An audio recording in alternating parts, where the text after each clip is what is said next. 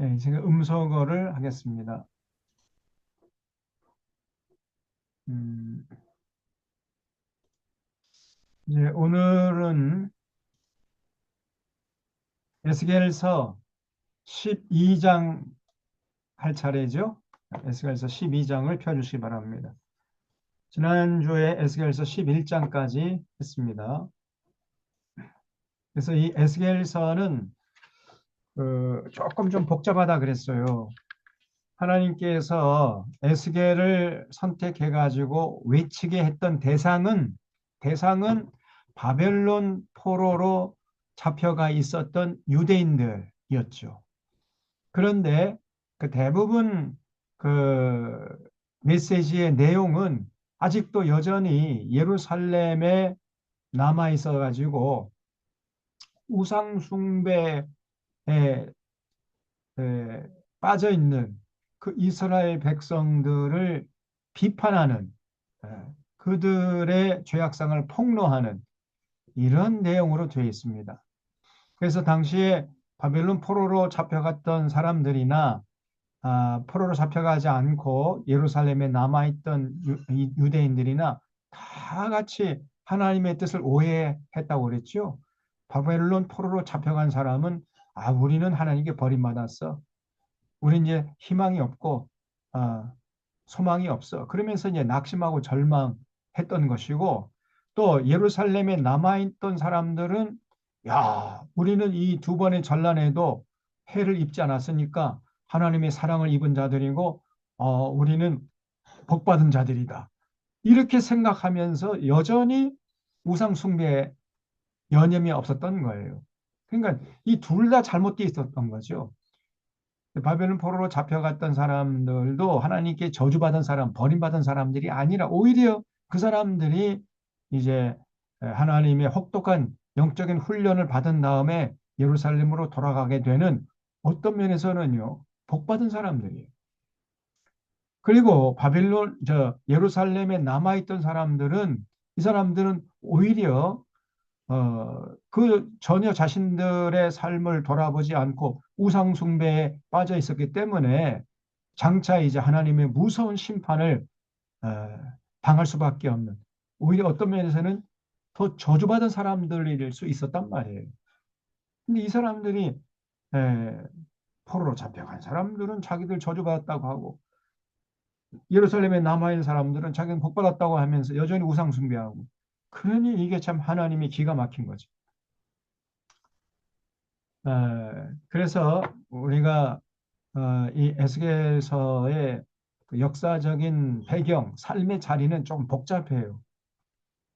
하나님께서 그래서 그 바벨론 포로로 잡혀가 있던 사람들에게 에, 저 예루살렘에 남아있는 사람들, 복받은 사람들이 아니고 너희들은 또 저주받은 사람도 아니야, 너희들. 저 예루살렘 남아있는 사람들 앞으로 큰 심판 받을 거야. 이런 메시지를 전하게 했던 거예요.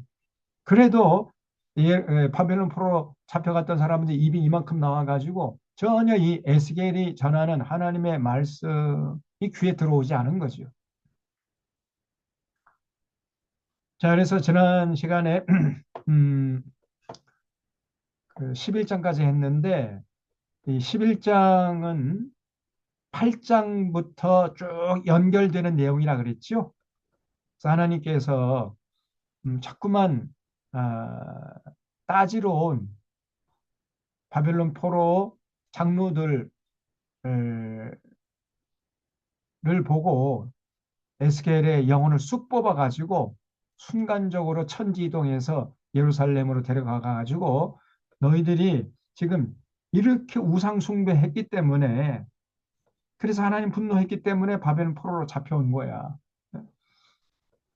그러면서 지금 여전히 예루살렘에 남아있는 사람들이 자기들은 복받았다고 생각하고 우상 숭배에 여념이 없는 사람들을 다 보여줬죠. 이게 8장이죠. 그다음에 9장에서는 많지는 않지만 이런 예루살렘 사람들의 그 주류의 흐름에 몸을 맡기지 않고 딱 부러지게 신앙을 지켜내는 사람들이 있었단 말이에요.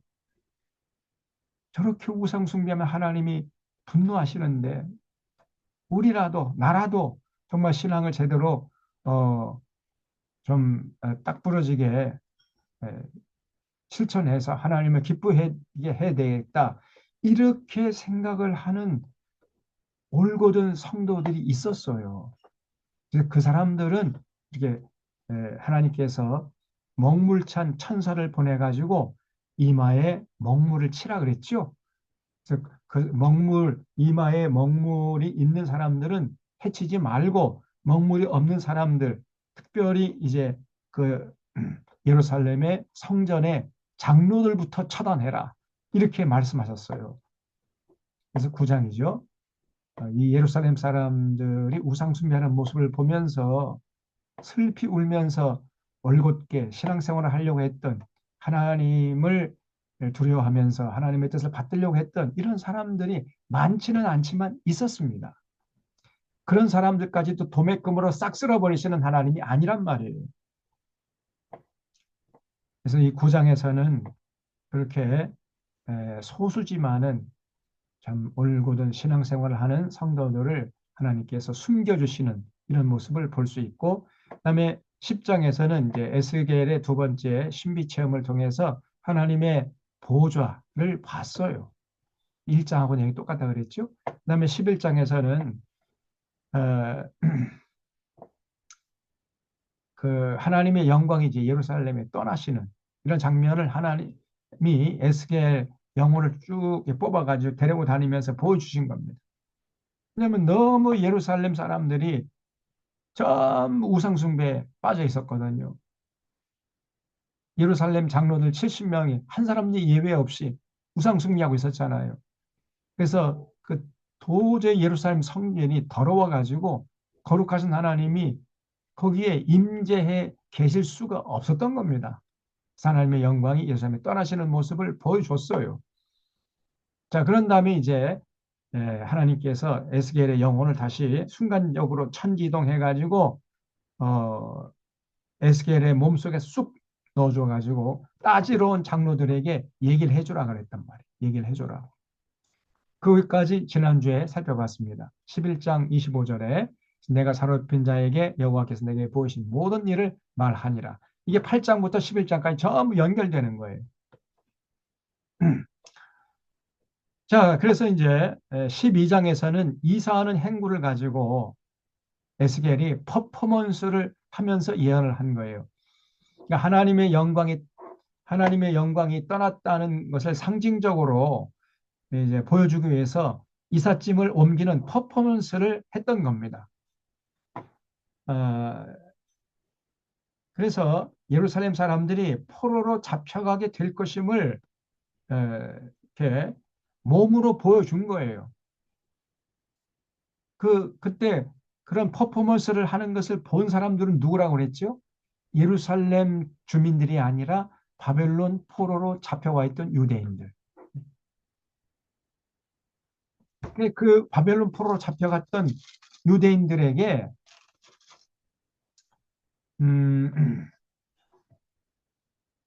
이제 예루살렘 사람들 복 받은 사람들이 아니라고 내가 얘기했잖아 이것들아. 그냥 안 믿는 거예요. 저 사람들 복 받은 사람이고 우리는 저주받은 사람들이다. 자꾸 이렇게 생각하는데 아니라는 거죠 하나님은. 응? 저 사람들 지금 저 우상 숭배하고 있는데 하나님이 더러워가지고 거기 도저히 있을 수가 없어가지고 예루살렘 성전 떠났어. 그랬으면 좀 있으면 저것들 이제 엄청나게 고난 당할 거야. 응?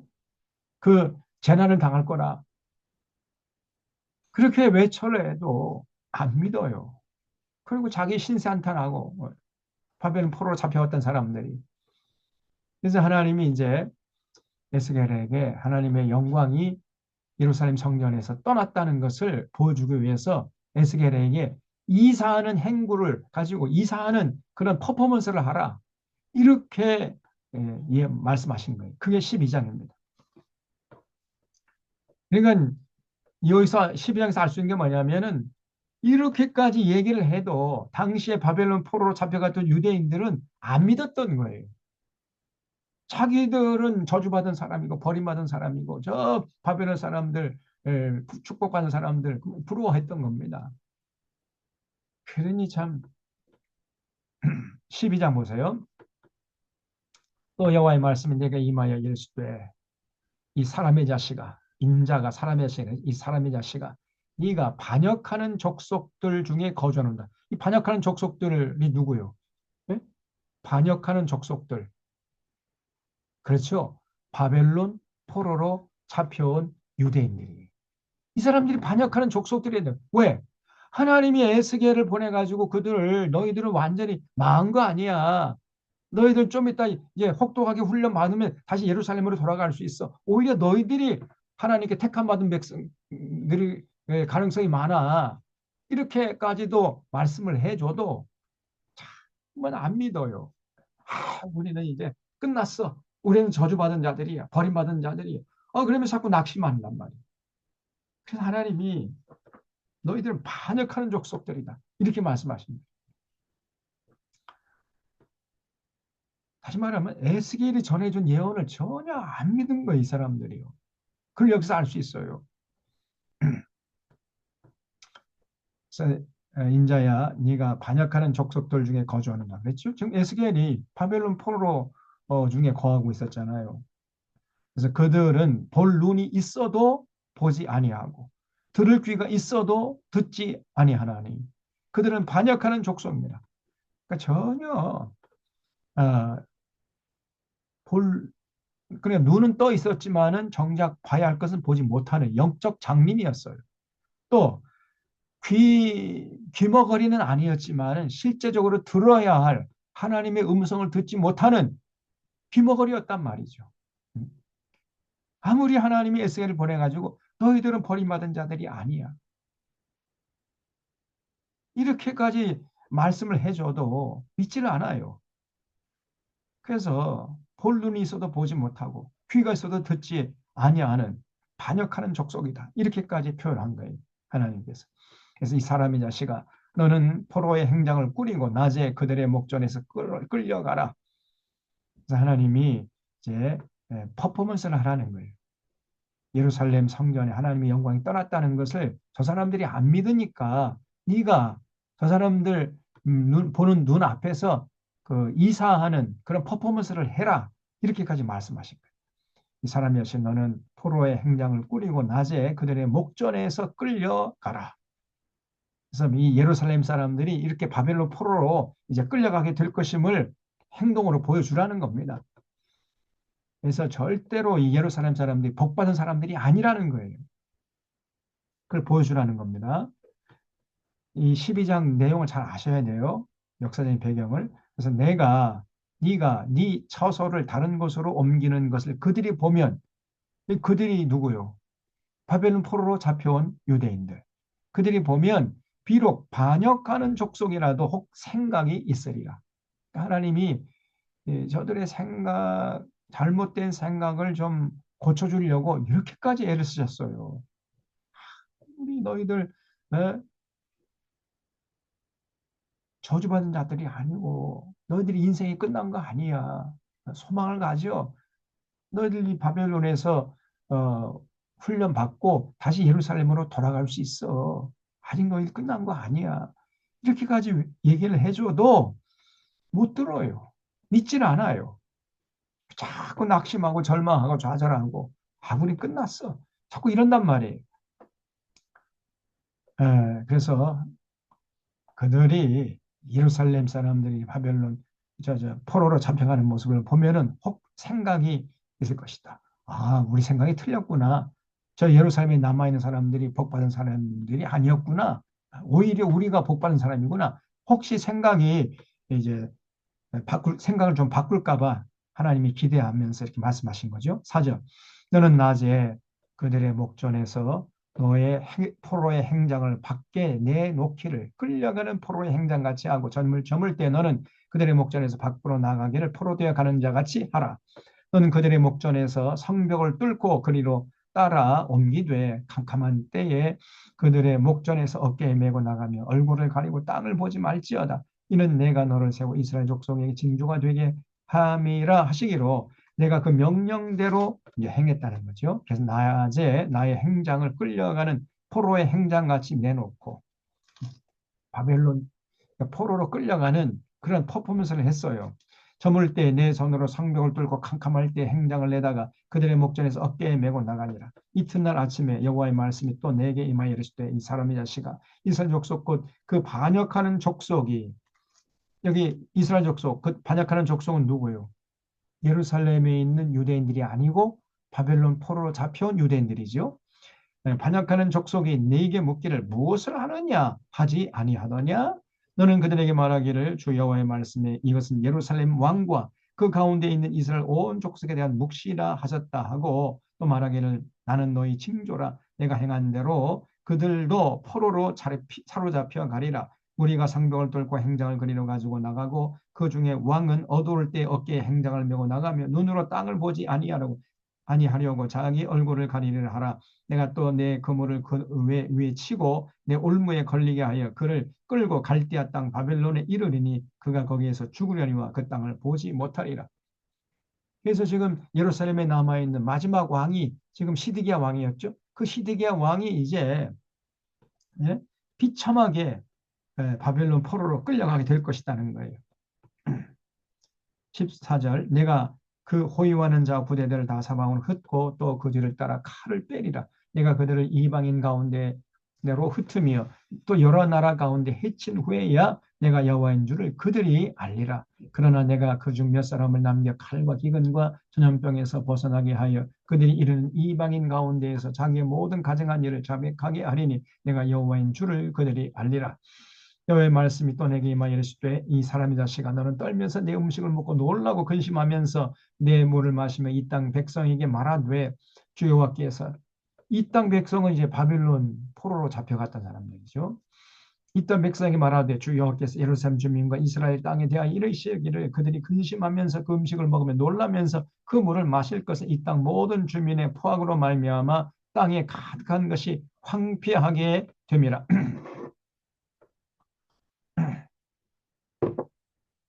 사람이 거주하는 성읍들이 황폐하며 땅이 적막하리니 내가 여호와인 줄을 너희가 알리라 하셨다 하라.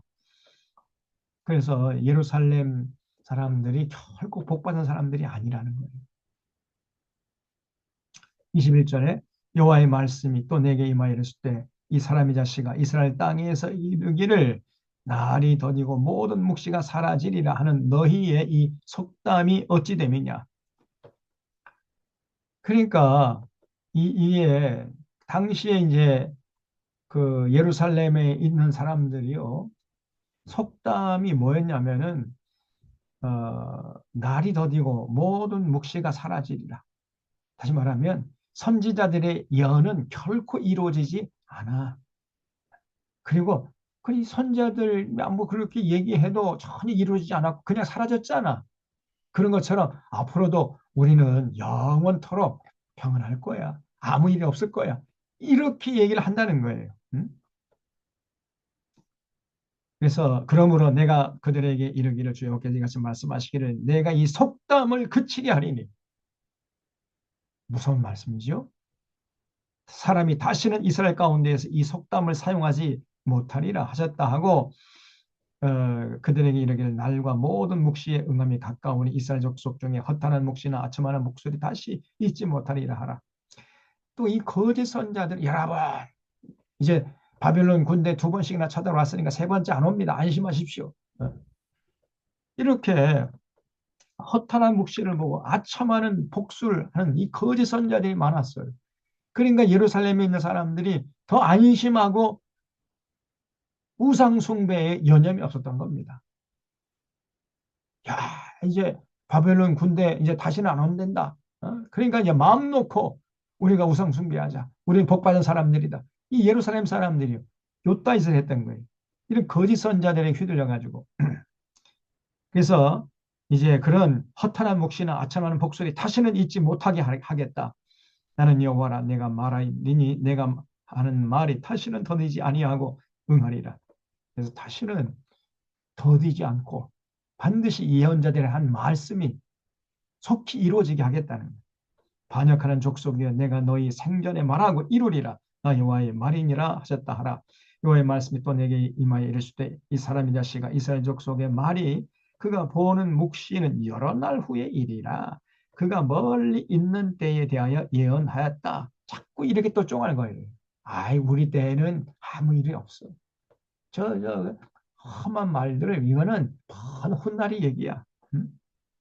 여러 날 후의 일이야. 이렇게 자꾸 또 얘기한다는 거죠. 그러므로 너는 그들에게 이르기를 주의 말씀에 나의 말이 하나도 다시 더디지 아니할지니 내가 한 말이 이루어지리라. 나 주 여호와의 말이니라 하셨다 하라 그랬어요.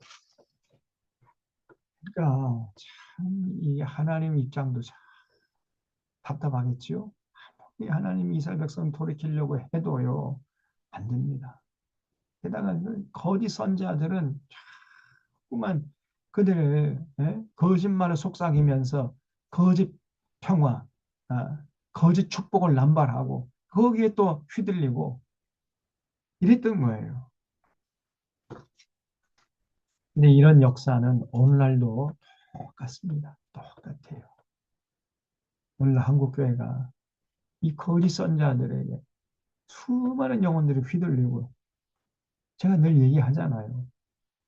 이 대형 교회 다니는 사람들 거의 대부분 다 그런 사람들입니다. 제가 볼 때.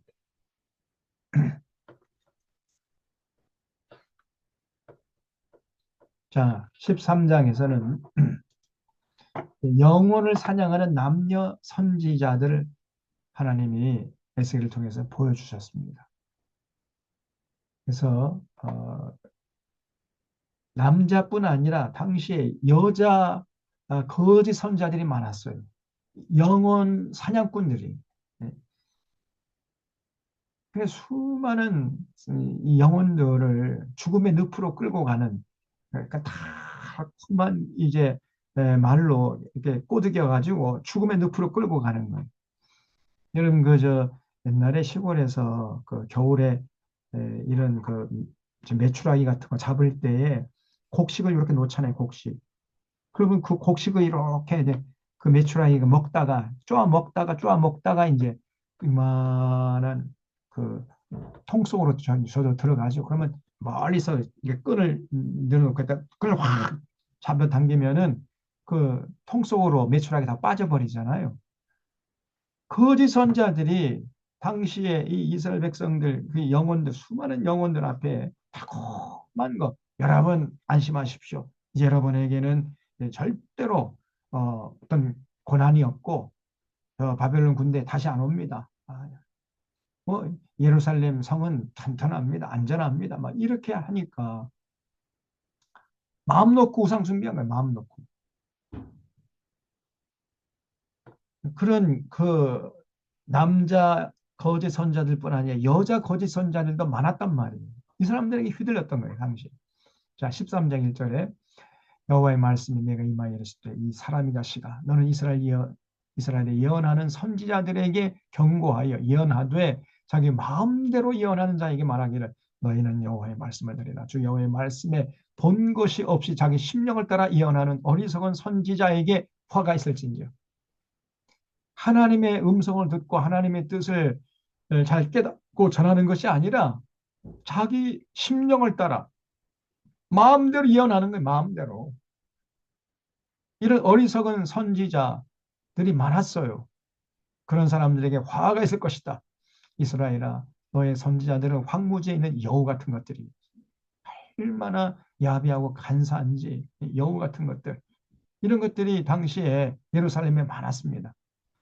예루살렘뿐 아니라 바벨론 포로로 잡혀갔던 사람들 중에도 그런 사람들이 많았어요.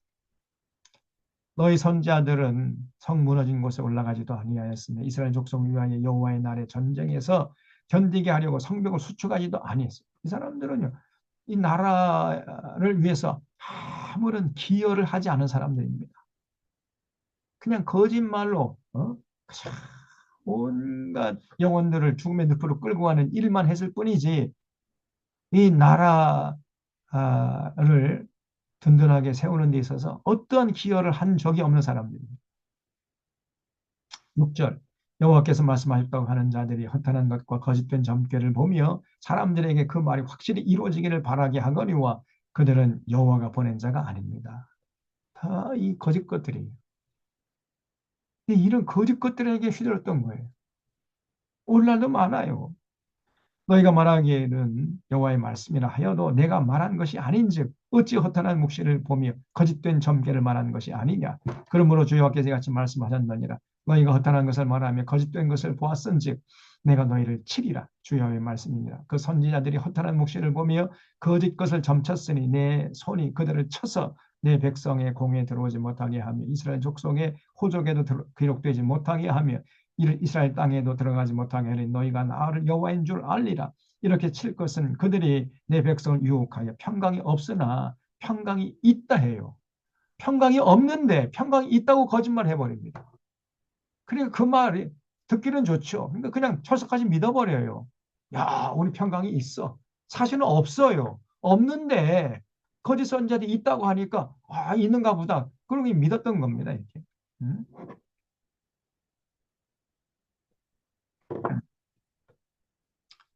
그래서 그들 백성을 유혹하여 평강이 없으나 평강이 있다 함이라. 어떤 사람이 담을 쌓을 때 그들이 회치를 하는도다.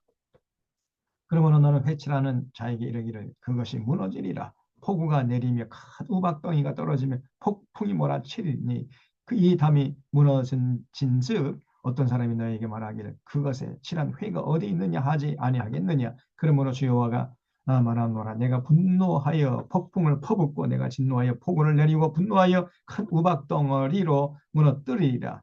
회칠한 담을 내가 이렇게 허물어서 땅에 넘어뜨리고 그 기초를 드러낼 것이라.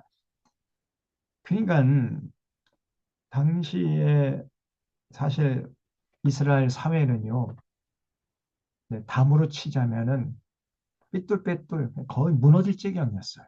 다 썩어 문드러져 가지고 손만 척 대면은 그냥 푸석푸석해져 가지고 스르르 무너질 지경 그런 상태였는데 이 거짓 선자들이 그 썩어 문드러진 그 담에다가 회치를 해. 그걸 겉에 볼 때는 아주 그냥 삐까번쩍하고 뭐 든든하게 서 있는 것 같죠. 그게 하나님께서 폭풍을 퍼붓고 진노의 폭우를 내리게 해가지고 딱 무너지게 하겠다는 거예요. 겉으로 볼 때는 회치를 해가지고 아주 뭐 튼튼하게 서 있을 것 같은데 속은 다 썩어 문드러졌다고 말이죠. 회칠한 담을 내가 이렇게 허물어서 땅에 넘어뜨리고 그 기초를 드러낼 것이라.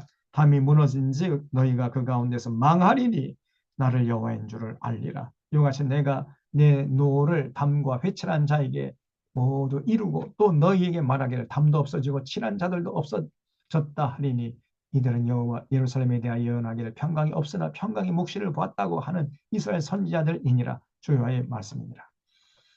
그렇죠? 지금 이렇게 회칠하는 이 거짓 선자들이 한국 교회에 너무나 많아요. 여러분 정말 조심해야 됩니다.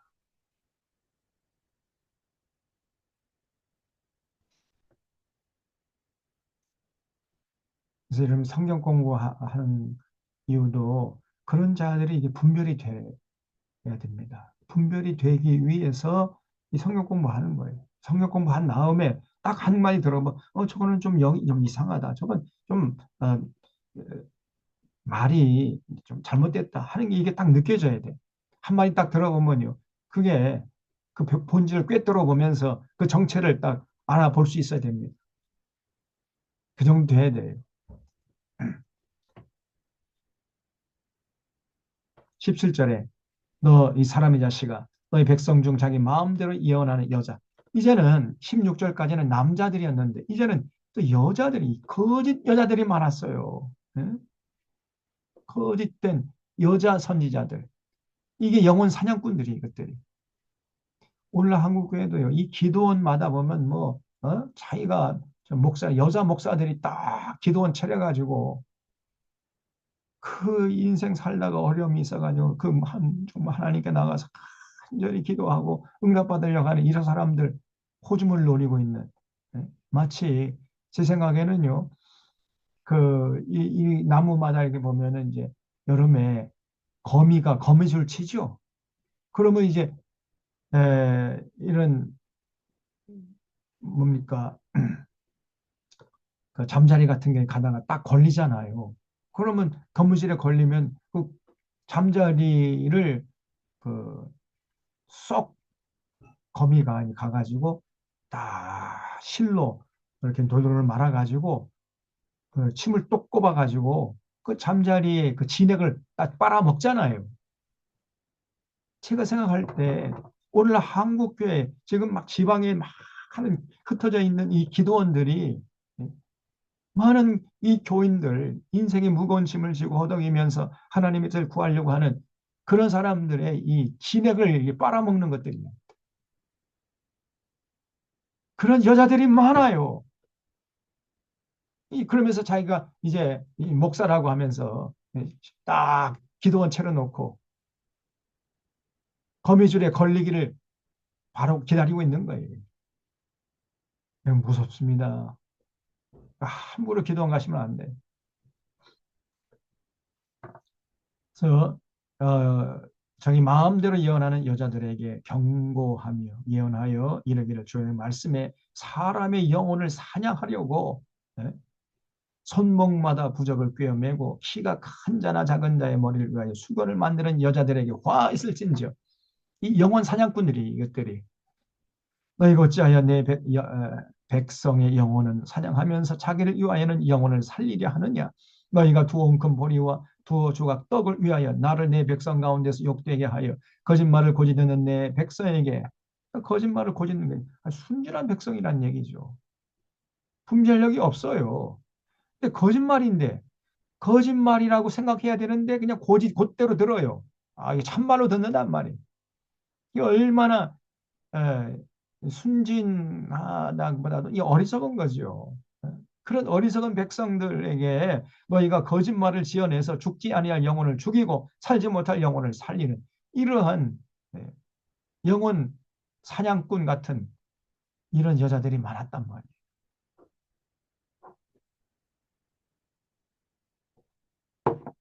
그러므로 나 주 여호와가 이같이 말하노라.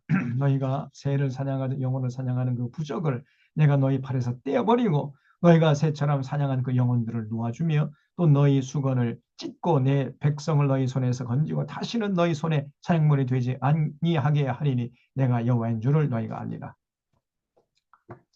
그래서 제가 볼 때 정말 그 거미줄에 걸려가지고 바닥거리는 이런 영혼들이 많아요. 한국교회 안에. 정말 불쌍히 그지없어요. 그래서 그런 그 거짓 어, 것들에게 이제 또 정말 다행스럽게 피하면은 또 이제 그 어둠의 세력들이 찾아와가지고 뭐 지금 뭐 신천지 여호와의 증인 통일교 막 이런 것들이 또 접근해가지고 죽음의 늪으로 끌고 가고 야 오늘날 정말 신앙생활을 올바르하기가 너무나 힘듭니다. 지금 여기 나와 계신 여러분들은 그야말로 어떤 면에서는 진짜 복받은 사람들. 수많은 사람들이 이런 거짓 것들에게 휘둘리다가 그 영혼이 죽음의 늪에서 좀 헤매고 있고 허덕고 있다니까요.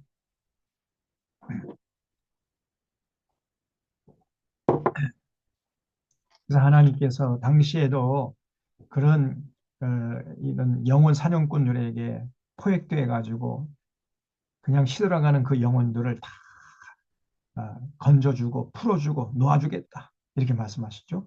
너희가 새처럼 사냥한 영혼들을 놓아주며 너희 수건을 찢고 너희 내 백성 너희 손에서 건지고 다시는 너희 손에 사냥물이 되지 아니하게 하리니 내가 여호와인 줄 너희가 알리라. 내가 슬프게 하지 아니한 의인의 마음을 너희가 거짓말로 근심하게 하며 의인을 악인이라고 그러고 악인을 의인이라고 그러고 그랬던 거 이것들이 너희가 또 악인의 손을 굳게 하여 그 악한 길에서 돌이켜 떠나 삶을 얻지 못하게 하였은즉 너희가 다시는 허탄한 묵시를 보지 못하고 전복도 못할지라 내가 내 백성을 너희 손에서 건져내리니 내가 여호와인 줄 너희가 알리라 그랬죠. 정말 그 이 예스겔 당시나 오늘 이 시대나 거의 비슷합니다. 제가 생각해요. 그래서 이 시대의 진정한 하나님이 보내신 선자가 누구냐? 이걸 잘 분별하셔야 돼요. 성경 전체를 꿰뚫는 안목을 가지고 성경의 한 구절 한 구절을 올바로 이해하고 해석하고 적용해주는 이런 분이 진짜 하나님 보낸 선지자예요. 또 올곧은 역사의식을 가지고 하나님의 공의와 정의를 추구하고 강조하는 자, 이런 사람이 하나님 보내신 선지자라니까요. 또 오늘날 직통 계시를 받았다. 내가 어젯밤에 참 꿈에서 하나님의 음성을 들었다는 하나님의 뜻을 계시 받았다고 그러고 자기가 직접 이렇게 계시 받았다고 이렇게 주장하는 것들, 이거는 99.9%가 거짓된 자들입니다. 그러면 빨리 도망쳐야 돼. 또 이념과 계층과 지역의 갈등을 부추기는 자들이 있지요. 어, 이런 자들이 거짓 선지자고 바알 선지자예요. 이 소년보나 이 전광훈이나 이 김진홍이나 이런 것들, 살고 싶은 자들은 거기서 빨리 도망쳐야 됩니다. 이념과 계층과 지역 갈등을 자꾸 부추기면서 자기 뱃속 챙기려고 하는 수많은 사람들을 죽음의 늪을 끌고 가는 이 영혼의 사냥꾼들이 있어요. 정말 여러분이 이런 사람들 조심해야 됩니다. 특별히 직통 계시 받았다가 자기가 뭐 직접 하나님의 계시를 받았다는 한둥, 자기가 뭐 하나님의 음성을 들었다는 둥, 뭐 내가 어젯밤에 보니까 집사님 그 앞으로 미래가 어떻게 될 것인지 하나님 나한테 다 보여줬다. 100% 거짓말이에요. 우리 하나님 그렇게 말씀하지 않습니다. 우리 하나님이 인격적이신 분인데, 예? 그 개개인 그러면 그분에게 말씀하실 때는 그 사람에게 직접 얘기하시지 어떤 사람을 통해 가지고 그렇게 말씀하는 그런 하나님이 아니세요. 그래서 어떤 사람이 와가지고 내가 어젯밤에 당신을 향한 하나님의 그 계시를 받았다. 그러면 사탄아 썩 물러가라. 이렇게 얘기를 해야 돼요. 그래요? 어떻게 무슨 말씀하셨어요? 그러면 이제 코 깨는 겁니다.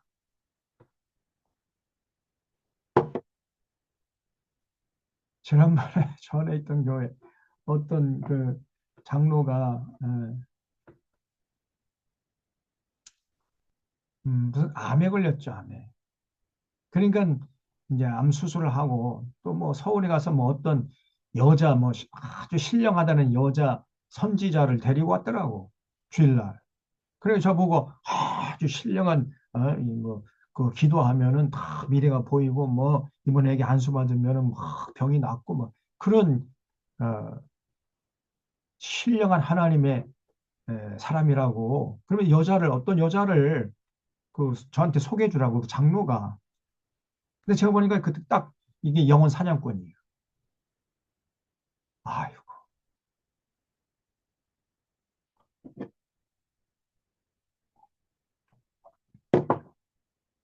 그런 영적인 분별력이 없는 사람이 무슨 장로입니까? 응?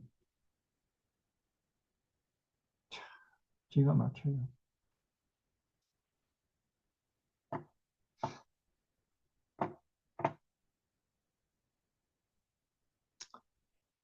자, 그다음에 14장에서는 유대 장로들이 또 찾아와서 또 이제 따져요. 응? 그래서 이제 하나님께서 잘못된 리더를 따라간 자들에 대한 징계를 보여주셨습니다. 14장의 내용이에요. 14장 1절 보겠습니다. 이스라엘 장로 두어 사람이 나와 네 앞에 앉았어요. 또 에스겔 앞에 앉았다. 따진 거예요. 따지러 온 거예요. 여호와의 말씀이 내게 임하여 이르시되 이 사람의 자식아, 이 사람들이 자기 우상을 마음에 들이며 죄악의 걸림돌을 자기 앞에 두었으니 그들이 내게 묻기를 내가 조금인들 용납하리야. 그러니까 이 장로들이, 예? 그 마음속에 우상을 딱 간직하고 있고 죄악의 걸림돌을 자기 앞에 두고 그러면서 이제 왜 우리가 이렇게 고난당하게 됐는가 막 그러면서 또 따지러 온 거예요. 자기를 돌아볼 생각을 전혀 못하고. 그런즉 너는 그들에게 말하 이르라. 나 주 여호와가 말하노라. 이스라엘 족속 중에 그 우상을 마음에 들이며 죄악의 걸림돌을 자기 앞에 두고 선지자에게로 가는 모든 자에게 나 여호와가 그 우상의 수요대로 보응하리니 이는 이스라엘 족속이 다 그 우상으로 말미암아 나를 배반하였으므로 내가 그들의 먹은 대로 그들을 잡으려 함이라. 그러신 너는 이스라엘 족속이 이르기를 주여의 말씀에 너희는 마음을 돌이켜 우상을 떠나고 얼굴을 돌려 모든 가증한 것을 떠나라. 이스라엘 족속과 이스라엘 가운데 거류하는 외국인 중에 누구든지 나를 떠나고 자기 우상을 마음에 들이며 죄악의 걸림돌을 자기 앞에 두고 자기를 위하여 내게 묻고자 해 선지자에게 가는 모든 자에게는 나 여호와가 친히 응답하여 그 사람을 대적하여 그들을 놀라움과 표징과 속담거리가 되게 하여 내 백성 가운데서 끊으리니 내가 여호와인 줄 너희가 알리라. 만일 선지자가 유혹을 받고 말을 하면 나 여호와가 그 선지자를 유혹을 받게 하였음이거니와 내가 손을 펴서 내 백성 이스라엘 가운데서 그를 멸할 것이라.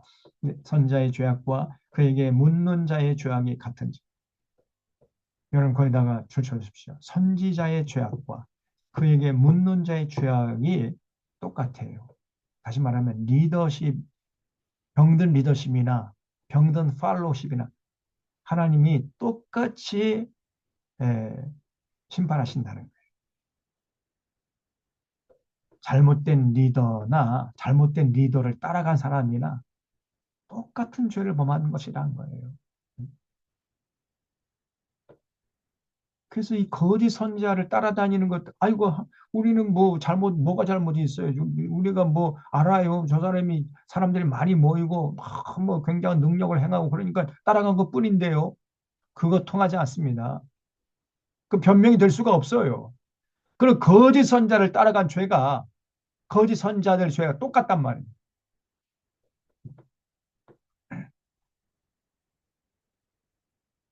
선자의 죄악과 그에게 묻는 자의 죄악이 같은즉 각각 자기의 죄악을 담당하리니 이는 이스라엘 족속이 다시는 미혹되어 나를 떠나지 아니하게 하며 다시는 모든 죄로 스스로 더럽히지 아니하게 하여 그들을 내 백성으로 삼고 나는 그들의 하나님이 되려 함이라. 주여의 말씀이니라.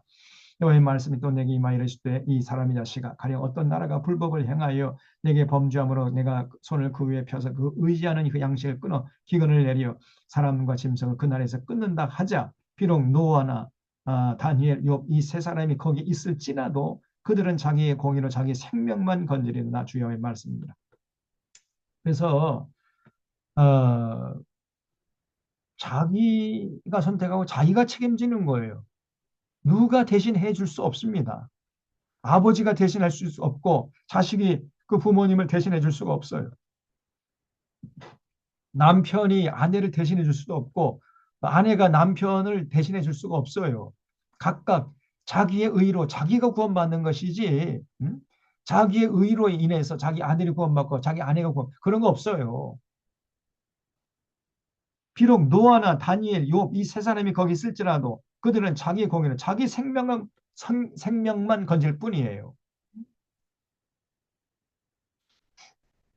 주의 말이니라. 가령 내가 사나운 짐승을 그 땅에 다니게 하여 그 땅을 황폐하게 하여 사람이 그 짐승 때문에 능히 다니지 못하게 한다 하자. 비록 이 세 사람이 거기 있을지라도 나의 삶을 두고 맹세하는 그들도 자녀는 건지지 못하고 자기만 건지겠고 그 땅은 황폐하리라. 주의 말씀입니다. 그렇죠?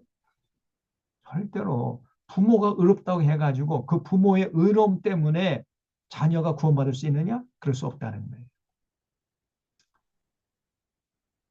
자녀는 자녀도 자기 의의가 있어야 구원받는 거죠. 자녀도 자기 의로 구원받는 것이고 부모도 부모의 의로 구원받는 것이지 부모의 의의가 있다고 해가지고 자녀가 구원받고 자녀가 뭐 의롭다 해가지고 부모가 혜택받고 그런 거 없다 그 말이에요. 또 17절 가령 내가 칼이 그 땅에 임하게 하고 명령하기를 칼아 그 땅에 돌아다니라 하고 내가 사람과 짐승을 거기서 끊는다 하자. 비록 이 세 사람이 거기에 있을지라도 나의 삶을 두고 맹세하노니 그들도 자녀는 건지지 못하고 자기만 건지리라. 나 주의 말이니라. 가령 내가 그 땅에 전염병을 내려 죽임으로 내 분노를 그 위에 쏟아 사람과 짐승을 거기서 끊는다고 하자. 비록 노아 다니엘 욥이 거기 있을지라도 나의 삶을 두고 맹세하노니 그들도 자녀는 건지지 못하고 자기의 공의로 자기의 생명만 건지리라. 주의 말씀이니라. 주여께서 이같이 이르시되 내가 나의 네 가지 중한 벌 곧 칼과 기근과 사나운 짐승과 전염병을 하나님이 심판하는 네 가지 방법은요. 뭐냐 칼과 기근과 사나운 짐승과 전염병. 하나님이 하다 안 되면요, 칼을 보냅니다. 칼. 다시 말하면 군대를 보내요. 전쟁에 휘둘려 가지고 다 칼에 맞아 죽게 한다. 그 다음에 굶어 죽게 해.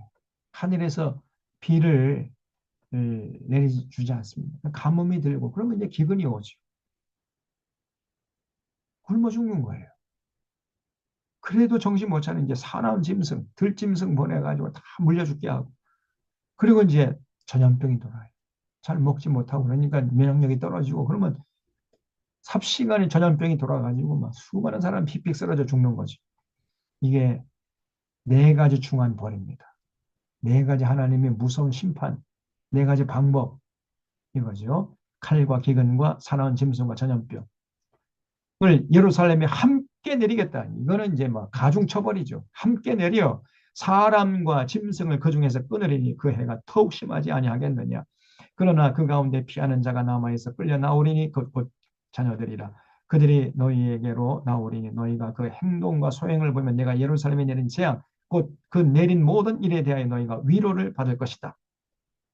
그래서 이제 결국은 예루살렘 사람들 복받은 사람들이 알았는데 그렇지 않다는 거를 바벨론 포로 잡혀 있는 유대인들이 이제 알게 될 것이라는 거예요. 너희가 그 행동과 소행을 볼 때에 그들에 의해 위로를 받고 내가 예루살렘에서 행한 모든 일이 이유 없이 한 것이 아닌 줄을 알리라. 주의 말씀입니다.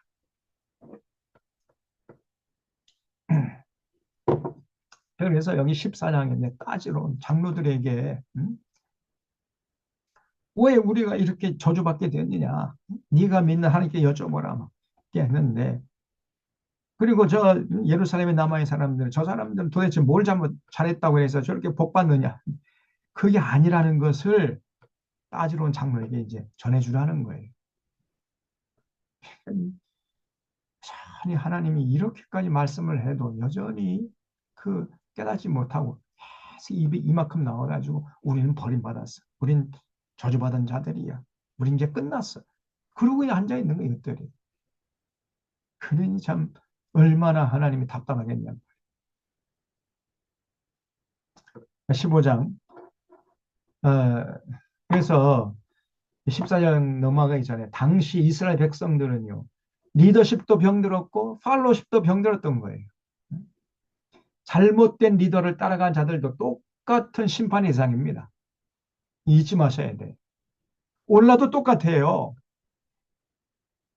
그래서 오늘 이 시대에 정말 여러분이 필요한 건 뭐냐면은 영적 분별력입니다. 무엇이 참이고 무엇이 거짓인지, 예? 누가 진실된 지도자고 누가 거짓된 지도자인지 이걸 분별해낼 수 있어야 돼요. 사람들 많이 모이니까 아이고 저 진짜 하나님 보낸 선자겠지, 진짜 목사겠지 하고 따라가는데 큰 일 날 수 있어요. 큰 코 다칩니다. 제가 늘 얘기하잖아요. 대형교회 목사들 중에서 제대로 된 그 하나님의 올곧은 사람을 찾기 힘들다는 제가 늘 얘기하지 않습니까? 사람들 많이 모이고 그러면 아, 저 진짜 뭐 신령한 목사인 줄 천만의 말씀이라니까요. 영적 불멸력이 없어 그냥.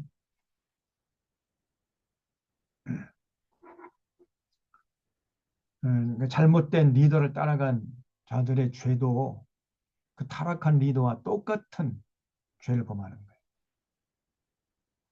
똑같은 심판의 대상입니다.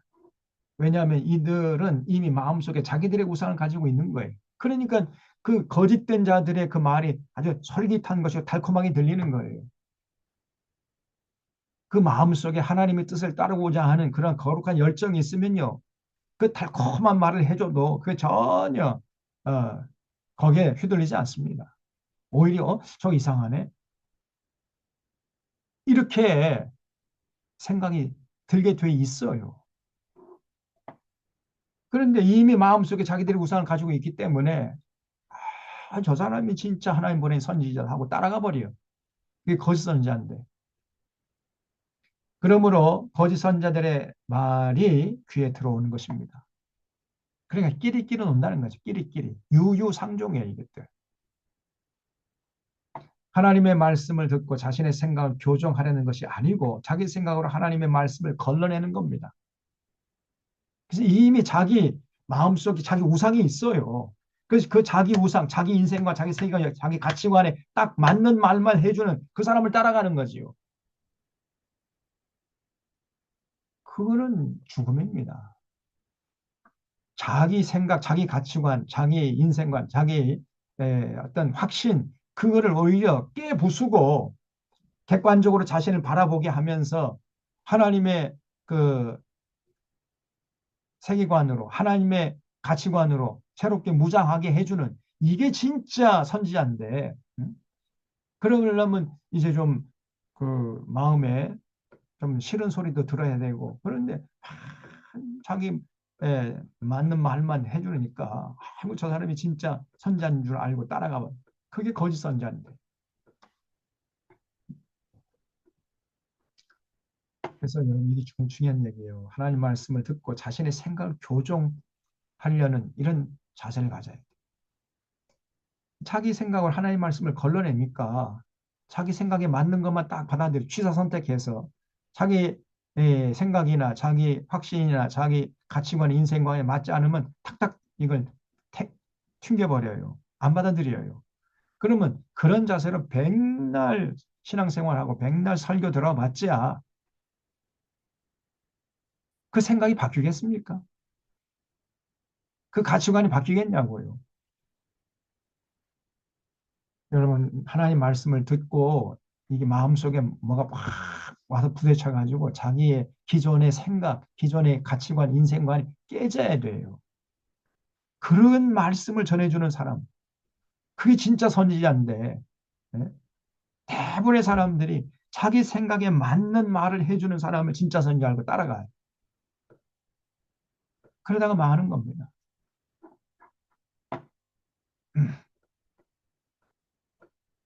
그다음에 이제 15장에서는 포도나무 비유예요. 그래서 그 농부가 이제 포도원을 조성해 가지고 포도나무를 키웠는데 포도나무 막 정성을 다해서 키웠는데 그 뭐 상품의 포도 열매가 맺힐 것을 기대했는데 아주 들포도 먹을 수 없는 들포도를 맺었다는 거예요. 그러니까 농부가 화가 나가지고 포도나무를 그냥 다 잘라가지고 땔감으로 삼겠다 그런 얘기죠. 그때 이제 이 농부는 누구냐? 여호와 하나님이고 포도나무는 예루살렘 주민들이죠. 그래서 포도나무는 열매를 맺지 못하면 땔감 외에 아무짝에도 쓸 데가 없죠. 여러분 포도나무 보시잖아요. 그 진짜 볼품이 없는 나무가 포도나무잖아요. 아주 그 가지도 가늘고 배배 꽤 있고 막 그러잖아요. 그거 가지고 뭐 어? 가구를 만들겠습니까? 뭐 생활 필수품을 만들겠습니까? 아무짝에도 할 수가 없어요. 포도나무 키우는 거는 오직 포도 열매를 먹기 위함이에요. 근데 포도나무가 상품의 포도 열매를 맺지 않고 먹을 수 없는 들포도 열매를 맺으면 아무짝에도 쓸데가 없는 거죠. 그래서 이 예루살렘 주민이 열매를 맺지 못하는 포도나무 같아. 그래서 불에 던져 태워버리겠다. 이렇게 하나님께서 말씀하십니다. 15장 여호와의 말씀이 내게 임하여 이르시되 이 사람의 자식아 포도나무가 모든 나무보다 나은 것이 무엇이랴. 모든 나무보다 나은 것이 하나도 없어요. 딱 하나 있는 건 뭐냐면 그 달콤한 포도 열매를 맺기 때문에 포도나무가 귀한 거예요. 그렇죠? 근데 그 포도 열매를 맺지 못하면 포도나무는 뭐 아무짝에도 쓸데가 없는 거죠. 숲속의 여러 나무 가운데 있는 그 포도나무 가지가 나은 것이 무엇이랴? 그 나무를 가지고 무엇을 제조할 수 있겠느냐? 그것으로 무슨 그릇을 걸 못을 만들 수 있겠느냐? 만들 수가 없지요. 불에 던질 땔감이 될 뿐이라. 불이 그 두 끝을 사르고 그 가운데도 태웠으면 제주에 무슨 소용이 있겠느냐? 그것이 온전할 때에도 아무 제조에 합당하지 아니하였거든. 하물며 불에 살라지고 탄 후에 어찌 제조에 합당하겠느냐? 그러므로 주여께서 이같이 말씀하셨느니라. 내가 숲풀 가운데 있는 포도나무를 불에 던질 땔감이 되게 한 것 같이 내가 예루살렘 주민도 그같이 할지니라. 네. 예루살렘 주민들이요. 열매를 맺지 못하는 포도나무 같다는 거예요. 그래서 예루살렘 주민도 열매 맺지 못한 포도나무를 그냥 잘라가지고 불에 던진 것처럼 예루살렘 주민들도 그렇게 불에 던져 버릴 것이다. 그런 얘기죠. 내가 그들을 대적한 그들이 그 불에서 나와 너 불이 그들을 사르리니 내가 그들을 대적할 때 내가 여호와인 줄 너희가 알리라. 내가 그 땅을 황폐하게 하리니 이는 그들이 범법함이니라. 나 주의 말이니라 하시니라. 그 하나님께서 그 예루살렘 사람들 애지중지 키웠잖아요. 어?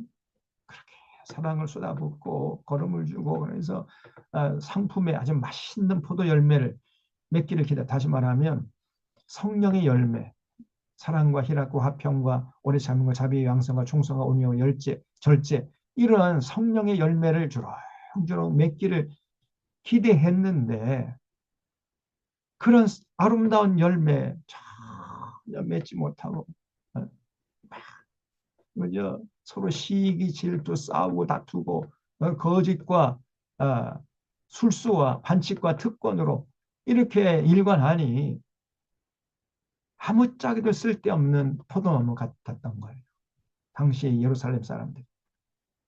그래서 그 열매 맺지 못한 포도나무를 잘라서 불에 던지는 것처럼 하나님께서 이 예루살렘 주민들을 이제 어, 전 국가적인 재난 가운데 던져 넣겠다. 이런 얘기죠. 이게 뭐냐? 바벨론 군대 세 번째 오게 하시겠다.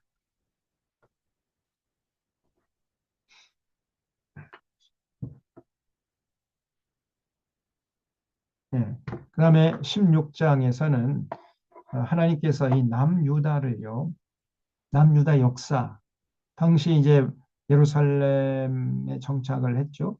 다시 말하면 이스라엘 백성들이 출애굽을 해가지고 그 40년 광야 생활 거쳐서 가나안 땅에 정착해가지고 쭉 이제 사사시대를 거쳐서 그다음에 왕정 시대가 열려가지고 그다음에 사울과 다윗과 솔로몬이 죽자마자 나라가 두 쪽으로 갈려졌죠. 북이스라엘, 남유다.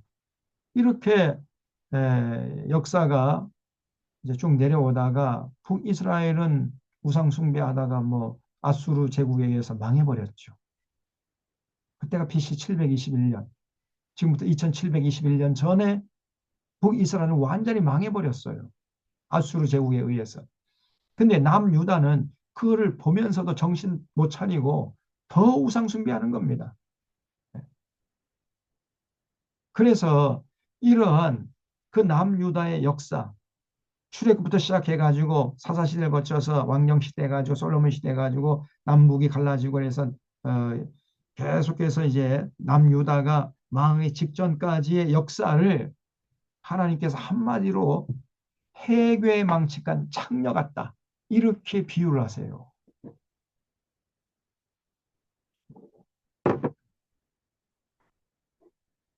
정말 기가 막히죠. 그때가 한 거의 한 1000년 정도 흘렀을 때인데 출애굽한 이후부터 따지면 한 1000년 정도 이 1000년 정도의 역사가 회개망측한 창녀 같은 역사였단 말이에요. 당시 하나님의 택한 백성들의 역사가 굉장히 이 16장이 그 비유를 들고 있는데 그 비유의 스케일이 굉장히 커요. 그래서 여기 1절부터 3절은 남유다가 원래는 아브라함과 이삭과 야곱의 후손들이었죠. 영적, 정신적, 문화적으로는 아모리 해족속 같이 산다는 거예요. 하나님이 택한 백성들인데 영적으로, 정신적으로, 문화적으로는 아모리 해족속 같이 살아버려요. 이 땅에 살고 있지만은 일본 문화에 동화되어 사는 토착 외구들처럼 똑같다는 말이죠. 그래서 4절부터 43절까지는 하나님께서 이스라엘 백성들의 그 역사를 쭉 거슬러 내려가는데 그지 마치 해괴망측한 창녀 같다 이렇게 비유를 하세요. 그래서 이스라엘 역사를 모르거나 성경 전체를 보는 안목이 없으면 도대체 이게 무슨 말인지 알 수가 없습니다. 하나님이 에스겔을 통해서 출애굽부터 시작해가지고 시드기야 시대까지 그러니까 이제 시드기야가 남유다의 마지막 왕이었죠. 좀 있으면 나라가 망할 거예요. 그 시드기야 시대까지의 역사, 그 한 1000년 정도의 역사를 해괴의 망치가 한 창녀 같다. 이렇게 평가하셨던 겁니다. 이게 16장이에요. 그 다음에 44절부터 63절까지는 남유다는 북이스라엘의 소돔보다 더 타락했다는 거예요. 그래서 거기에 상응하는 죄값을 받게 하겠지만은 하나님이 어릴 때 맺은 언약을 저버릴 수 없어서 하나님 어릴 때 맺은 언약이 있잖아요. 아브라함이나 또 다윗과 맺은 언약이 있었잖아요. 그래서 이것을 저버릴 수 없어가지고 영원한 언약을 세울 것이다. 이렇게 말씀하십니다. 그래서 사마리아와 소돔을 마주 대할 때 부끄러워하는 마음이 있으면 받아주시겠다. 이렇게 말씀했어요. 사마리아는 북이스라엘이고 소돔은 뭐 그 우상 숭배하다가 결국은 완전히 하늘에서 불이 내려가지고 불 바다가 되어가지고 망해버렸잖아요. 근데 그런 북이스라엘이 망했고 소돔도 망했는데 그 소돔과 사마리아를 이제 마주 대할 때 아이고 우리도 이 북이스라엘이나 소돔 하늘에서 불벼락을 맞아가지고 망해버린 이 사람들보다 더 부끄러운 짓을 했구나 이렇게 부끄러워하는 마음이 있으면은 하나님께서 남유다를 받아주시고 용서해 주시겠다는 거예요. 솔로몬부터 시드기야까지 남유다의 행한 죄를 하나님이 용서하시면 그 후에는 그들이 다시는 교만하지 않을 것이라는 기대를 가지고 있었다 하는 그런 내용이 나옵니다. 자, 16장 한번 쭉 보겠습니다.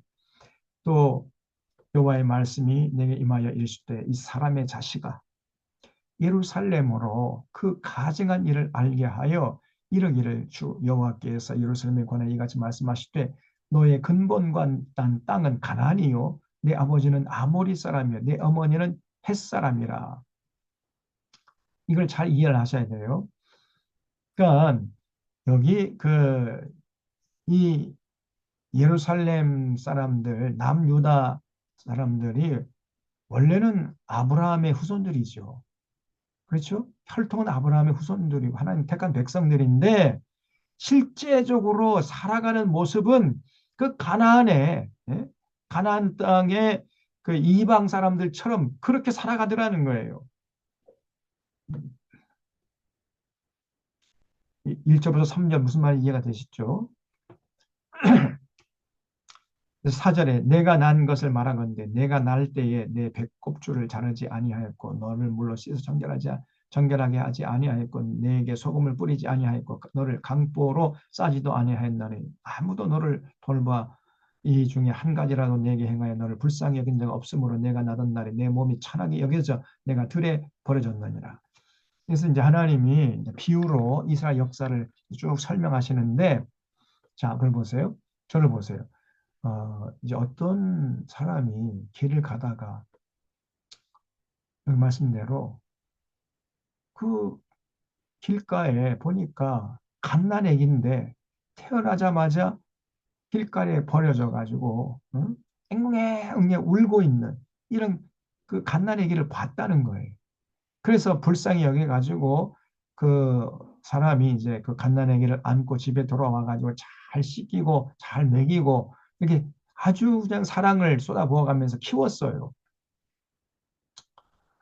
어, 근데 이제 그 아기가 나중에 보니까 그 여자 아기랐단 말이죠. 그 여자 아기가 이제 막 무럭무럭 자라가지고 처녀가 되니까 그 주인이 시장에 가가지고 온갖 금은 보석들, 폐물도 사가지고 와가지고 아주 화려하게 이렇게 입혀줬어요. 그리고 그 주인이 볼 일이 있어가지고 잠깐 집을 나갔는데 그 사이에 이 말만큼 큰 처녀가 집을 나가가지고 동네 남자들 보기만 하면 껄떡거리면서 따라다녀요. 그러면서 몸을 팔아.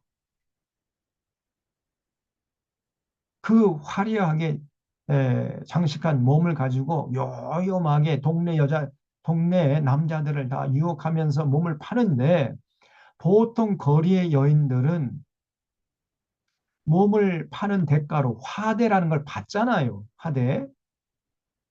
그런데 이 여자는 화대를 받는 것이 아니라 화대를 주면서 도리어 돈을 주면서 몸을 팔더라는 거예요. 음? 그래서 해기망치가 창녀라는 겁니다. 그래서 이게 바로 해기망 창녀가 뭐냐? 이스라엘의 천년간의 역사라는 거예요. 그동안 그렇게 이스라엘 백성들이 살아왔다는 거죠.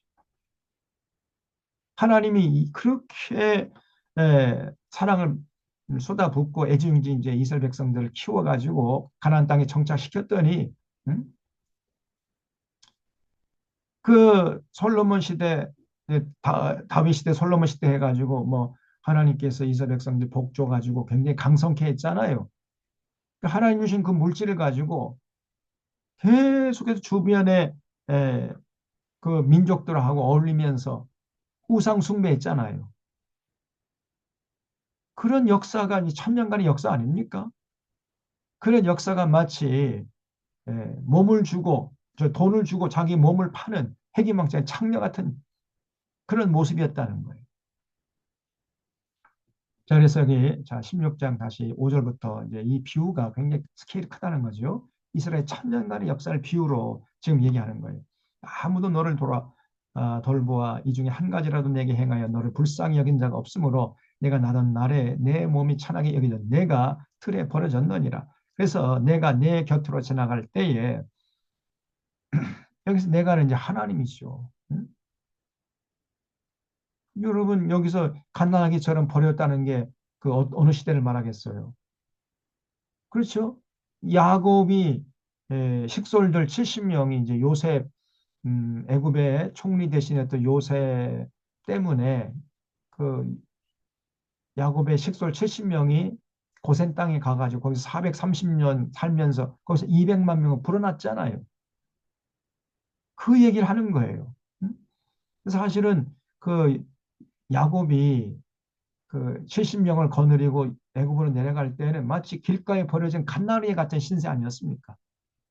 누가 걷어주지 않으면 다 굶어 죽을 수밖에 없는 그런 신세였던 거예요. 근데 그걸 이제 그런 그 야곱의 식솔들이 애굽으로 내려가던 그 시대를 하나님께서 지금 이렇게 거리에 버려진 갓난아기 같다 이렇게 표현하는 거예요. 비유로. 자, 6절. 내가 내 곁을 지나갈 때 내가 피투성이가 되어 발짓하는 것을 보고 내게 이르기를 너는 피투성이라도 살아있으라. 다시 이르기를 너는 피투성이라도 살아있으라 하고 불쌍히 여겼던 거예요. 하나님이. 그래가지고 이 야곱의 식솔 70명을 애굽의 고센 땅으로 보내지 않았습니까? 그래 내가 너를 들의 풀같이 많게 하였더니 200만 명을 불어나게 했어요. 내가 크게 자라고 심히 아름다. 그래가지고 이제 결국은 출애굽시킨 다음에 이제 가나안 땅에 정착하게 해가지고 사사 시대를 거쳐서 다윗 시대, 솔로몬 시대 해가지고 그 이스라엘 나라를 크게 번창케 했잖아요. 그래서 내가 자라고 심히 아름다우며 그 시대를 말하는 거죠. 다윗 솔로몬 시대. 그 유방이 뚜렷하고 내 머리털이 자랐으나 네가 여전히 벌거벗은 알몸이더라. 내가 네 곁으로 지나며 보니 내 때가 사랑을 할 만한 때라. 내 옷으로 너를 덮어 벌거벗은 것을 가리고 내게 맹세하고 언약하여 너를 내게 속하게 하였느니라. 나 주여의 말이니라. 내가 물로 너의 피를 씻어 없애고 내게 기름을 바르고 수놓은 옷을 입히고 물돼지 가죽신을 신기고 가는 배로 두르고 못으로 던 입히고 폐물을 채우고 팔꼬리를 손목에 끼우고 물거리를 목에 걸고 코걸이를 코에 달고 귀걸이를 귀에 달고 화려한 왕관을 머리에 씌웠나니 이게 바로 다윗 시대 솔로몬 시대 얘기하는 그렇게 그냥 가나안 땅에 정착하게 해가지고 굉장히 그 나라를 번창게 했잖아요. 응? 그랬더니 그래서 13절 이와 같이 내가 금 은으로 장식하고 가는 배와 모시와 수놓은 것을 입으며 또 고운 밀가루와 꿀과 기름을 먹음으로 극히 곱고 형통하여 왕 후의 지위에 올랐느니라. 그렇죠. 다윗과 솔로몬 시대에는 그 중동 지역에서 그때 그 시대가 최고로 강성한 시대, 예, 번창하는 시대였잖아요. 왕후의 주위에 올라서는 거예요. 그 시대가. 그랬더니 내 화려함으로 말미암아 내 명성이 이방인 중에 퍼졌으면 내가 내게 입힌 영화로 내 화려함이 온전함이라 나 주의 말이니라. 그러나 네가 너의 화려함을 믿고 내 명성을 가지고 행음하되 지나가는 모든 자와 더불어 음란을 많이 행해요. 하나님의 축복을 가지고 이제 이방 민족들과 같이 어울리면서 온갖 우상을 섬겼던 거예요. 그래서 모든 자와 더불어 음란을 많이 행함으로 내 몸이 그들의 것이 되도다. 내가 내 의복을 가지고 너를 위하여 각색으로 산당을 꾸미고 거기서 행음하였나니 이런 일은 전무후무하니라. 내가 또 내게 내가 준 금, 은, 장식품으로 너를 위하여 남자 우상을 만들어 행음하며 내 수 놓은 옷을 그 우상에게 입히고 나의 기름과 향을 그 앞에 베풀며 또 내가 내게 주어 먹게 한 내 음식물 곧 고운 밀가루와 그 기름과 꿀을 내가 그 앞에 베풀어 향기를 삼았나니 과연 그렇게 했네. 하나님이신 물질을 가지고 전부 다 우상 앞에 가서 바치고 우상을 섬겼다는 거예요, 이 사람들이.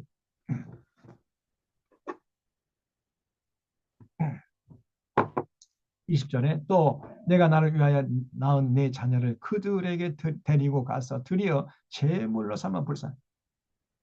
다 인신공양했다고 그랬죠. 우상 앞에 사람을 잡아가지고 제물로 갖다 바쳐요. 하늘에서 비가 오지 않으면 이제 우상을 화나게 했다 해가지고 우상의 마음을 풀어줘야 된다 해가지고 사람 지새끼 잡아가지고 사람을 제물로 바쳐 이런 끔찍한 짓을 했던 거예요, 이 사람들이. 제물로 삼아 불살랐느니라. 내가 네 금액을 작은 일로 여겨서 나의 자녀들을 죽여 우상에게 넘겨 불 가운데를 지나가게 했느냐. 내가 어렸을 때 벌거벗은 몸이었으며 피조인가 되어서 발짓하는 것을 기억하지 아니하고 내가 모든 가증한 일과 음란을 행하였느니라. 주의 말씀이라. 너는 화했을진지어 내가 모든 악을 행한 후에 너를 위하여 누각을 건축하며 모든 거리에 높은 대를 쌓았도다. 내가 높은 데를 모든 길 어귀에 쌓고 내 아름다움을 가증하게 하여 모든 지나가는 자에게 다리를 벌려 심히 음행하고. 그러니까 아이고 이 거리 여자들이 그냥 막 장식해가 사치스럽게 해가지고 막 온갖 막 화장물 덕지게 발라가지고 지나가는 남자들을 유혹하는 것처럼 이스라엘 백성들이 그랬다는 거예요. 이스라엘 백성들이 이방 민족 이 사람들 같이 어울리면서 온갖 우상을 섬기고 이런 짓을 했던 거예요. 그래서 내 아름다움을 가증하게 하여 모든 지나가는 자에게 다리를 벌려 심히 음행하고 하체가 큰 내 이웃나라 애굽 사람들과도 음행하되 심히 음란히 하여 내 진노를 샀도다. 그러므로 내가 내 손을 내 위에 펴서 내 일용할 양식을 감하고 너를 미워하는 블레셋 여자 곧 내 더러운 행실을 부끄러운 자에게 너를 넘겨 임의로 하게 하였거늘 내가 음욕이 차지 아니하여 또 아수르 사람과 행음하고 그들과 행음하고도 아직도 부족하게 여겨 장사하는 땅 갈대아까지 심히 행음하고 이 갈대는 바벨론. 그러니까 블레셋 사람들 어울리고 애굽 사람들과도 어울리고 또 나가서 이제 아수르 사람 또 바벨론 사람 그냥 남자만 보면 껄떡거리는 달려드는 거리 여자들처럼 해기망치가 이 창녀같이 그냥 몸을 파는데 돈을 주면서 팔아. 그래서 30절 주야의 말씀이라 내가 이 모든 일을 행하니 이는 방잔 음녀의 행위라 내 마음이 어찌 그리 약한지 내가 누각을 모든 길 위에 건축하며 높은 데를 모든 거리에 쌓고 값을 싫어하니 창기 같지도 아니하도다. 그 남편 대신에 다른 남자들과 내통하여 간음하는 아내로다. 사람들은 모든 창기에게 선물을 주거늘 오직 너는 내 모든 정든 자에게 선물을 주면서 값을 주어서 사방에서 너와 행음하게 하니 다시 말하면 돈을 주면서 몸을 팔더라는 거예요. 그러니까 해괴망측한 창녀죠. 내 음란함이 다른 여인과 같지 아니함은 행음하려고 너를 따르는 자가 없음이며 또 내가 값을 받지 아니하고 도리어 값을 줘요. 돈을 주면서 몸을 팔아. 그런즉 다른 여인과 같지 아니하니라. 그러므로 너 음녀야 여호와의 말씀을 들을지어다. 주 여호와께서 이같이 말씀하셨느니라. 내가 내 누추한 것을 쏟으며 내 정든 자와 행음함으로 벗은 몸을 드러내며 또 가증한 우상을 위하며 내 자녀의 피를 그 우상에게 들었은즉 내가 너의 즐거워하는 정든 자와 사랑하는 모든 자와 미워하던 모든 자를 모두에 사방에서 모아 너를 대적하게 할 것이고 모든 이방 민족들을 데려와 가지고 하나님께서 예루살렘을 치게 하겠다는 겁니다. 또 내 벗은 몸을 그 앞에 드러내 그들이 그것을 다 보게 할 것이며 내가 또 간음하고 사람의 피를 흘리는 여인을 심판함 같이 너를 심판하여 진노의 피와 질투의 피를 내게 돌리고 내가 또 너를 그들의 손에 넘기리니 그들이 내 누각을 헐며 내 높은 데를 부수며 내 의복을 벗기고 내 장식품을 빼앗고 내 몸을 벗겨 버려두며 무리를 데리고 와서 너를 돌로 치며 칼로 찌르며 불로 내 집들을 사르고 여러 여인의 목전에서 너를 벌할지니라. 내가 너에게 곧 음행을 그치게 하리니 내가 다시는 값을 주지 아니하리라. 하나님이 이제 이스라엘 백성들을 축복하지 않겠다는 거예요. 하나님 복을 주면 그 주신 복을 가지고 우상 섬기는데 뭐다 써버리는데 뭐 내가 다시는 값을 주지 아니하리라. 그리한즉 나는 너의 내게 대한 내 분노가 그치며 내 질투가 내게서 떠나고 마음이 평안하여 다시는 노하지 아니하리라. 내가 어렸을 때를 기억하지 아니하고 이 모든 일로 나를 분노하게 했은즉 내가 너의 행위대로 너의 머리에 보응하리니 네가 이 음란과 너의 모든 가증한 일을 다시는 행하지 아니하리라. 주여의 말씀입니다. 자, 이렇게 하나님을 분노케 했어요. 다음 44절. 속담을 말하는 자마다 내게 대하여 속담을 말하기를 어머니가 그려하면 딸도 그러하다 하리라. 그렇죠? 그렇죠. 우리나라 그러잖아요. 이제 며느리 볼 때, 다시 말 젊은 사람들이 아내를 맞이할 때 그 신부의 어머니를 보라는 말이 있어요. 네? 어머니가 그러하면 딸도 그러하기 때문에. 근데 상당히 이게 설득력이 있는 말 같아요. 상당히 경험적으로 보면은 그 말이 많을 때가 많습니다. 그 어머니의 그 딸이. 그래서 며느리 맞으려면 먼저 그 며느리의 어머니가 어떠한가를 봐야 돼. 어머니가 그러하면 딸도 그러하다 하리라. 너는 그 남편과 자녀를 싫어한 어머니의 딸이요. 너는 그 남편과 자녀를 싫어한 형의 동생이로다. 내 어머니는 햇사람이요. 내 아버지는 아모리 사람이며 내 형은 그들 딸들과 함께 내 왼쪽에 거주하는 사마리아요. 내 아우는 그 딸들과 함께 내 오른쪽에 거주하는 소돔이라.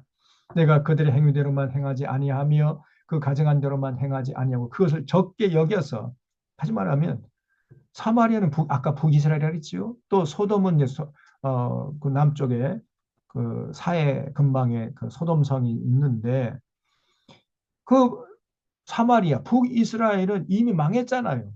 우상 숭배하다가 아수르 제국에서 망했어요. 또 소돔도 온갖 우상 숭배하고 뭐 성적으로 타락해가지고 하나님께서 저 하늘에서 불을 내려가지고 불바다 돼가지고 다 잿더미가 돼버렸잖아요. 그런데 그런 모습을 보면서도 그들보다 더 악한 짓을 했다는 겁니다. 지금 여기. 그래서 47절에 내가 그들의 행위대로만 행하지 아니하며 그 가증한 대로만 행하지 않고 그 정도로 만족하지 않고 더욱더 가증한 짓을 했다는 거예요. 그걸 적게 여겨서 너의 모든 행위가 그보다 더욱 부패했다는 거예요. 남유다는. 네? 그러니 하나님이 어떻게 남유다를 용서할 수 있겠습니까? 주의 말씀이니라. 내가 나의 삶을 두고 맹세하노니 네 아우 소돔 곧 그와 그의 딸들은 너와 내 딸들의 행위같이 행하지 아니하였느니. 우리 이미 오래전에 하늘에서 불이 내려가지고 잿더미가 되어버린 소돔도 남유다처럼 그렇게 타락하진 않았다는 거예요.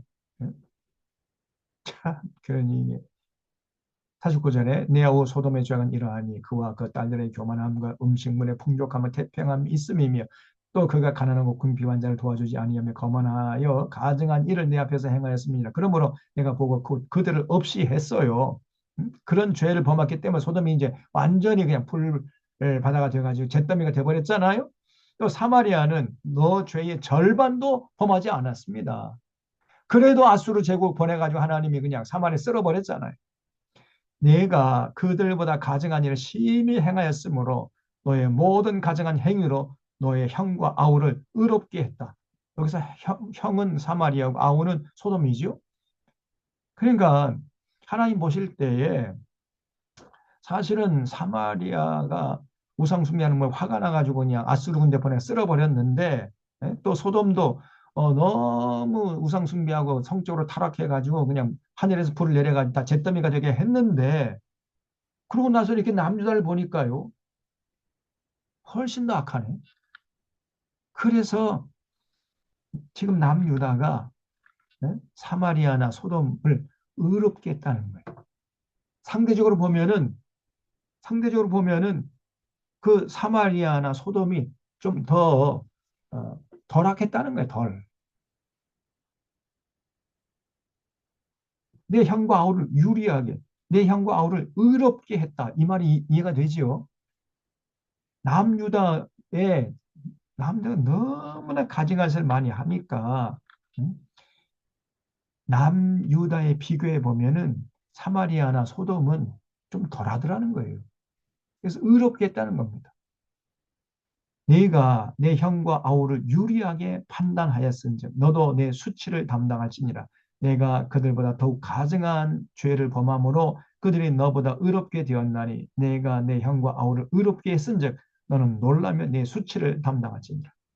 참 남유다가 사마리아나 소돔보다 100배, 1000배 더 악했다는 겁니다. 53절 내가 그들의 사로잡힌 곧 소돔과 그 딸들의 사로잡힌과 사마리아와 그 딸들의 사로잡힌과 그들 중에 너의 사로잡힌 자의 사로잡힘을 풀어주어 내가 내 수욕을 담당하고 내가 행한 모든 일로 말미암아 부끄럽게 하리니 이는 내가 그들에게 위로가 됨이라. 내 아우 소돔과 그의 딸들이 옛 주위를 회복할 것이요 사마리아와 그 딸들도 옛 주위를 회복할 것이며 너와 내 딸도 너희 옛 주위를 회복할 것이니라. 내가 교만하는 때에 내 아우 소돔을 내 입으로 말하지도 아니하였나니 곧 내 악이 드러나기 이전 전이며 아람의 딸들이 너를 능욕하기 전이며 너의 사방에 둘러있는 불에서 딸들이 너를 멸시하기 전이니라.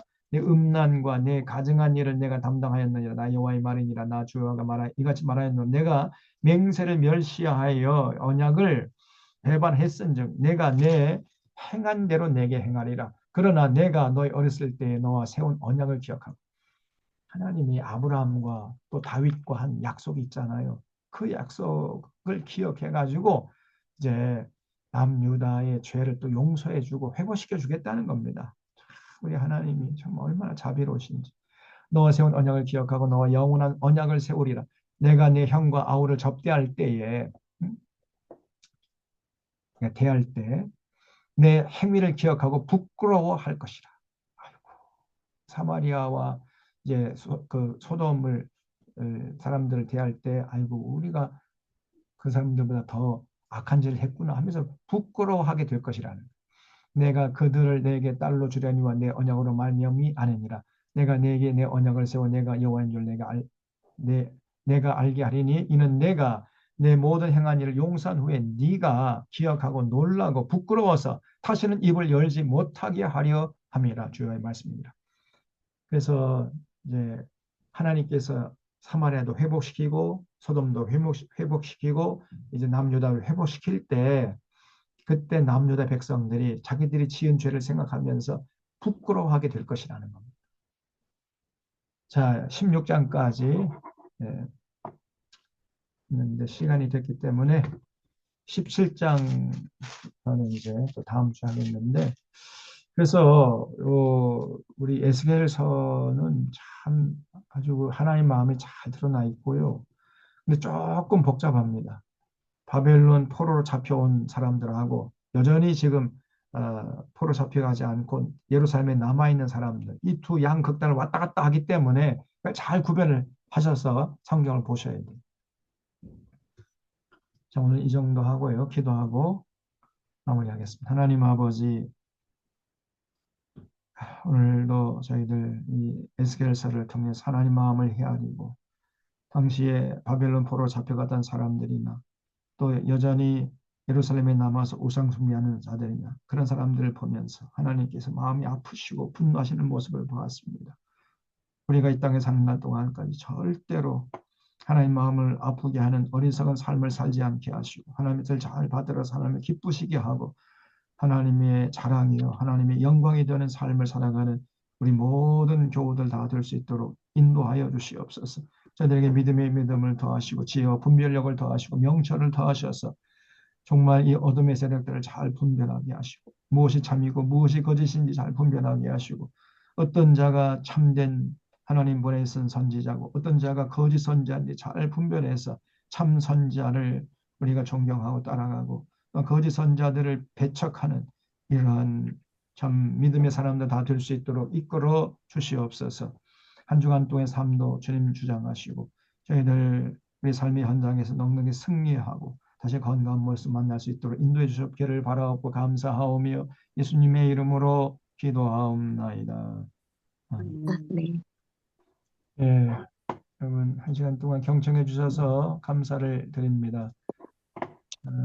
그동안 수고하셨습니다. 수고하셨습니다. 다음 수고하셨습니다. 시간에 뵙겠습니다. 수고하셨습니다. 수고하셨습니다. 감사합니다. 고맙습니다.